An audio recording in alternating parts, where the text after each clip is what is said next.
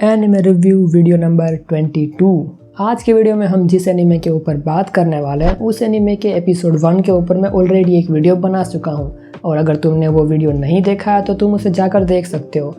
आज के वीडियो में हम जिस एनिमे के ऊपर बात करने वाले हैं उस एनिमे का नाम है ताको पीस ओरिजिनल सीन।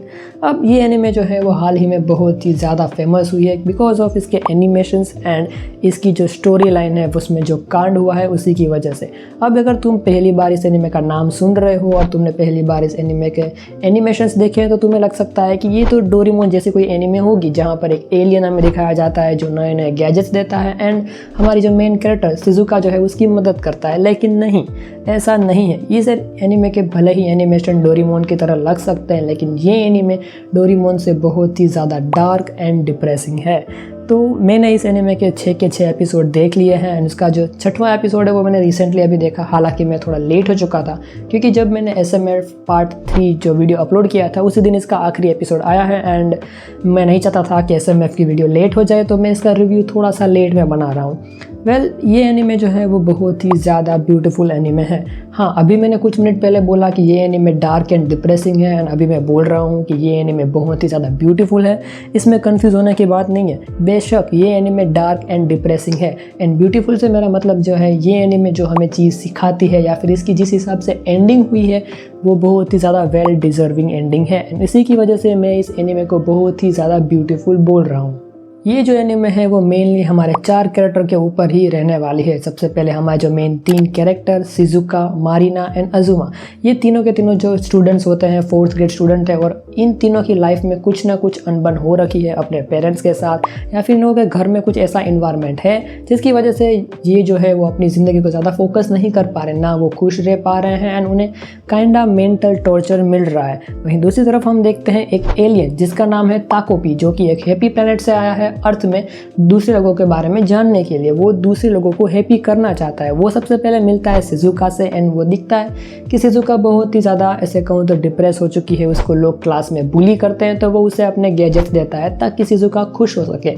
लेकिन एपिसोड जैसे आगे आगे बढ़ते हैं हमें ये पता चलता है कि ताकोपी के जो गैजेट्स हैं वो शिजुका को किसी भी तरह से मदद नहीं कर सकते क्योंकि शिजुका ने जिस हिसाब से अपना पेन देखा है या फिर वो जिस फेज से गुजर रही है उस फेज को ओवरकम करने के लिए या फिर उस फेज को भुला देने के लिए ये गैजेट्स जो है वो बिल्कुल भी काम नहीं आने वाले हैं। ये एनिमे जो है वो मेनली फोकस करता है बैड पेरेंटिंग के ऊपर बिकॉज ऑफ शिजुका के जो पेरेंट्स हैं उनमें कुछ अलग काम कर हैं। वो अपनी बेटी को ज़्यादा मदद नहीं करते। Same goes for Marina and same goes for Azuma. ये तीनों के तीनों कैरेक्टर के जो पेरेंट्स हैं उनकी थोड़ी केमिस्ट्री बहुत ही ज़्यादा अलग है लेकिन शिजुका एंड मारिना के जो पेरेंट्स हैं वो काइंडा एक दूसरे से रिलेट करते हैं। शिजुका के जो पेरेंट्स हैं उसका डिवोर्स हो चुका है एंड जिसकी वजह से शिजुका के जो डैड हैं वो दूसरी सिटी में रहने लगे हैं। शिजुका की जो मदर है वो ऐसा काम करती है कि उसे डिफरेंट पर्सन से मिलना पड़ता है डिफरेंट प्लेसेस में। तो तुम समझ चुके हो कि शिजुका की मदर जो है वो कौन सा काम करती है एंड कोइंसिडेंस शिजुका की मदर जो है वो मारिना के फादर को डेट करती है जिसकी वजह से मारिना की जो मदर है और उसके जो हस्बैंड है उन दोनों के बीच में अनबन होती रहती है। अगर मारिना की मदर ने कुछ चीज़ें खरीदी हैं तो उसका हस्बैंड ये कहता है कि तुम मेरे पैसे फालतू में खर्च मत करो, लेकिन मैं चाहूँ तो मैं किसी और लड़के के ऊपर अपने पैसे खर्च कर सकता हूँ क्योंकि वो मेरे हैं।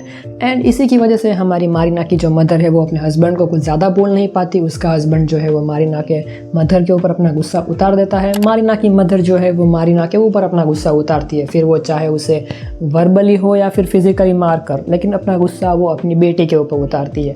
हमारी मारिना को पता है कि सब कुछ जो हो रहा है वो शिजुका की वजह से हो रहा है क्योंकि शिजुका की मदर जो है उसका रिलेशन है हमारी मारिना के डैड के साथ। तो हमारी मारिना शिजुका को बुली करती है लेकिन ये बात जो है वो हम समझ नहीं पाते एंड हमें एपिसोड बाय एपिसोड ऐसी चीज़ें दिखाई जाती है कि तुम सोचने पे मजबूर हो जाओगे कि एक 4th ग्रेड का स्टूडेंट इतना बड़ा डिसीजन कैसे ले सकता है। इसके अलावा ये जो मैं तुम्हें रिलेशन की थोड़ी सी समरी दिखाई वो तुम्हें पहले एपिसोड में ही पता चल जाएगी तो ये कुछ इतना बड़ा स्पॉइलर नहीं होगा तुम्हारे लिए।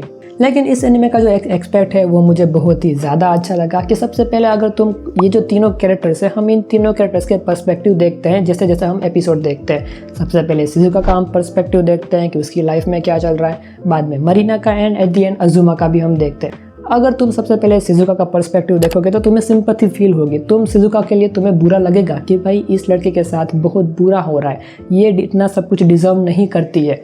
वहीं दूसरी तरफ हम मारिना की तरफ पर्सपेक्टिव में देखें, जिसको हम बुरा समझ रहे थे कि वो शिजुका को बुली कर रही है, अगर हम उसका पर्सपेक्टिव देखें तो तुम्हें उसके ऊपर भी सिंपैथी आएगी। तुम्हें ये लगेगा कि भाई मारिना अकेली बेकसूर नहीं है, भले ही उसने शिजुका के लिए बुरा किया है लेकिन उसकी लाइफ में जो हो रहा है वो उससे भी ज़्यादा बुरा है। एंड ऐसे एनिमे में तुम्हें बहुत ही ज़्यादा एक्सपेक्टेशन देखने को मिलेगी। एक्सपेक्टेशन क्या बोल रहा हूँ, सिनेरियोज देखने को मिलेंगे जो तुम्हें ऐसे ऐसे इमोशंस फील करवा देंगे, या फिर तुम्हारे अंदर ऐसी ऐसी फीलिंग्स को एक्सपीरियंस कर पाओगे तुम इस एनिमे को देखते हुए, जो तुमने कभी रियल लाइफ में एक्सपीरियंस करी ही नहीं है। एंड ये जो सारी एक्सपीरियंस तुम्हें फीलिंग्स जो मिलेगी, तुम कुछ ऐसे ऐसे इमोशंस को ट्रिगर करोगे, उसी में देखने में इस एनिमे को बहुत ही ज़्यादा मज़ा आएगा। अगर रिव्यू की बात करूँ तो मैं तुम्हें सब कुछ सारी चीज़ें बताई हैं इमोशंस के बारे में या फिर फीलिंग्स के बारे में। जब मैं इसका एपिसोड देखता था, हर बार कहीं ना कहीं मुझे इसका एपिसोड एक बार पॉज करना पड़ता था एंड सोचना पड़ता था कि भाई क्या हो रहा है एनिमेशन में, मतलब एनिमे में क्या हो रहा है। एक तो इतने ब्यूटीफुल एनिमेशंस बना के रखे हैं, ऊपर से उस ब्यूटीफुल एनिमेशन में खून खराबा हो रहा है, एंड ऊपर से जो बैकग्राउंड म्यूज़िक पीक भाई। एंड ये जो एनिमे है, जब इसका एपिसोड 5 आया था उसमें एक बहुत ही बड़ा हमें प्लॉट ट्विस्ट देखने को मिलता है। एंड उस ट्विस्ट को देखने के बाद मुझे लगा था कि ये लोग एंडिंग तक कैसे पहुंचेंगे, क्योंकि अभी सिर्फ एक ही एपिसोड बाकी है, एंडिंग कैसे होगी। लेकिन जैसे ही हमें इस एनिमे की एंडिंग देखने को मिली, इट वाज परफेक्ट। मेरे पास कोई शब्द नहीं है इसकी एंडिंग को डिस्क्राइब करने के लिए कि मुझे उसके बारे में कैसा लगा या फिर कैसा नहीं। तुम अगर ये एनिमे देखोगे तुम अपने आप को समझा पाओगे, तुम अपने आप खुद समझ जाओगे कि ये एनिमे की जो एंडिंग है वो बहुत ही ज़्यादा परफेक्ट है। इस एंडिंग को इससे ज़्यादा परफेक्ट अचीव किया ही नहीं जा सकता। It is perfect.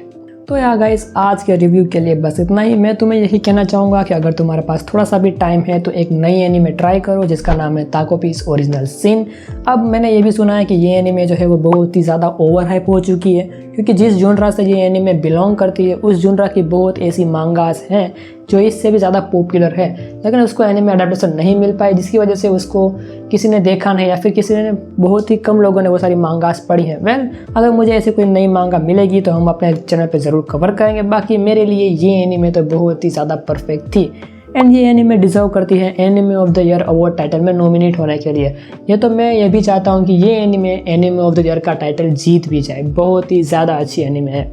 तो यार गाइस, अगर तुम्हारे पास थोड़ा सा टाइम है, तुमने बहुत ज़्यादा एक्शन, शोनन या फिर हेंटाई भी देख रखी है, एक बार ट्राई करो इस एनिमे को देखने का। लिटरली पहले एपिसोड से तुम्हारी फट जाएगी एंड तुम्हें इसको देखने में बहुत ही ज़्यादा मज़ा आएगा। तो यार गाइस, आज के वीडियो के लिए बस इतना ही। तुम्हें वीडियो पसंद आई है, वीडियो को लाइक ज़रूर करना, एंड मैं मानता हूँ कि तुम्हें ये एनिमे एक ना एक बार देखनी ही चाहिए, ज़रूर देखनी चाहिए। Till then, thanks for watching.